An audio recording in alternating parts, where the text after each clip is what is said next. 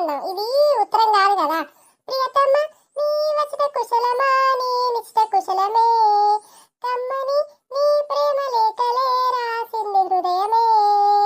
ఇది ఎవరు రాసింది? ఈ పోరుడు ఎవడో రాసింది కానీ వాడు సినిమాలు బాగా చూస్తాడు కావచ్చే. ఈ పేరు లేదు ఊరు లేదు. ఈ పక్కకేద్దాం. మస్తున్నది రాజక్క, ఎవరో రాసింది కానీ మస్తు నవ్వత్తాంది. నవ్వత్తందట ఈ మొద్దు ముఖం దానికి. రాత తెలుస్తుంది. ఎప్పుడైనా రాసిన ముఖమేనా నేను రాత గట్లంటారు? ఇక మన రెండో ఉత్తరం చదువుదామే. ఇంట్లో ఎవడో కవిత రాసిందా, కవిత ఏందో చూద్దాం. ప్రియమైన సంధ్య, నిన్ను మీ సందులో చూసినప్పటి నుండి అనుకుంటున్నా నన్ను బొందర పెట్టేదాకా నేను మర్చిపోనని.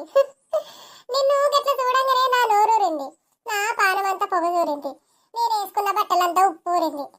నువ్వు ఎర్రరేగడి పువ్వులలో ఏరుశనక్కాయ, ఎండాకాలం లేత ముంజకాయ, పెళ్లి భోజనాల్లో బోటి తలకాయ.